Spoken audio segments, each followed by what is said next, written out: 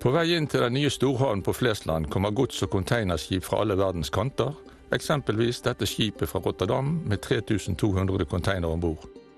Den passerer Marstein fyr og går inn Korsfjorden. På vei mot havnen passeres den tidligere hurtigbåtterminalen, hvor det nå er laget et rekreasjonsområde for lokalbefolkningen med saltvann, svømmebasseng, grillområder og grønne marker for lek og soling. Det nye havneområdet har plass til både godstrafikk, ferger og hurtigbåter. På kaiene er det hektisk aktivitet med lossing og lasting av skip, samt mellomlagring av gods. Alt som skal videre sjøveien håndteres i sin helhet på kaiområdet, som også har lager og kontorbygninger for de største aktørene.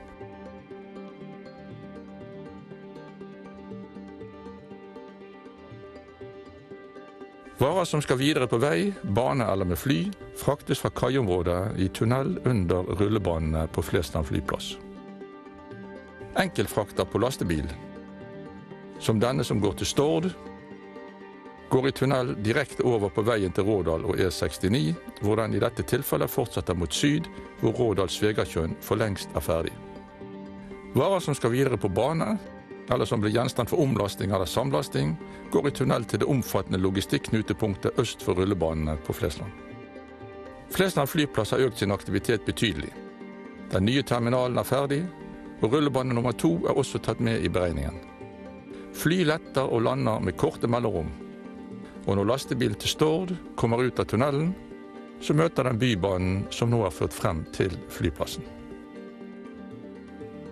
Samlastingsterminalen for både jernbane og veitransport har meget stor kapasitet og gjør varetransporten i Bergensområdet betydelig mer effektiv og miljøvennlig enn i dag. De ulike transportørene har tilgang til meget hensiktsmessige arealer for lagring og omlasting. Både Nygårdstangen og Dokken er nå frie til andre formål, og jernbanen er ført frem til Flesland med store fordeler for alle de involverte. Vi skal nå følge et godstog på dets vei østover med gods som er ankommet sjøveien. Gods både til Oslo og andre norske jernbanebyer, ja endog til Göteborg, kjøres samlet ut fra Flesland. På sin vei passerer toget Kokstad,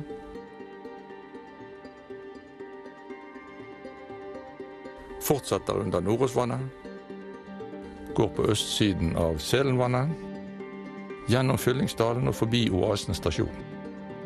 Vel gjennom en tunnel under Løvstakken, tar toget av ved Minde, og går deretter direkte gjennom Ulrikstunnelen og videre østover mot Oslo og Alnabru for videre omlasting.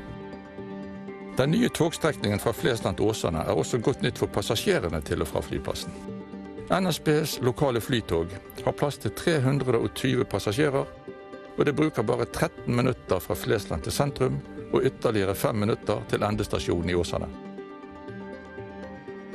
Fra Minde går turen via Kronstad med heis opp til Haukeland sykehus, på østsiden av Store Lungåsvann og til sentralstasjonen i Bergen, hvoretter linjen går videre mot Åsane.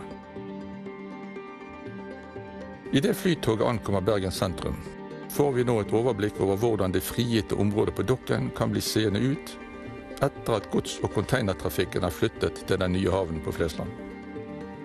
Her er det nå plass til både cruisebåter, leiligheter og kontorlokaler, store grøntområder, og hvis ønskelig, også ny fotballstadion. Dette gir en god og miljøvennlig utnyttelse av de sentrumsnære arealene, noe som er helt i tråd med Bergen kommunes ønsker. At godstrafikken ikke lenger må presses gjennom sentrum eller over Danmarksplass er godt nytt også for byens beboere, både når det gjelder trafikktetthet og luftforurensning. For godstrafikken bør selvfølgelig flyttes til det nye og fremtidsrettede samlastingsområdet på Flesland, som aktørene i transportbransjen nærmest unisont er enige om er det beste alternativet. Ikke minst på bakgrunn av de vanskelige trafikkforholdene i byens sentrum. Vel tilbake på Flesland følger vi så et ferdiglastet skip på vei ut fra havnen, forbi friluftsområdet og Marsteinen, og ut i den store verden som Bergensområdet er blitt enda nærmere tilknyttet gjennom den fremtidsrettede satsingen på den nye storhavnen på Flesland.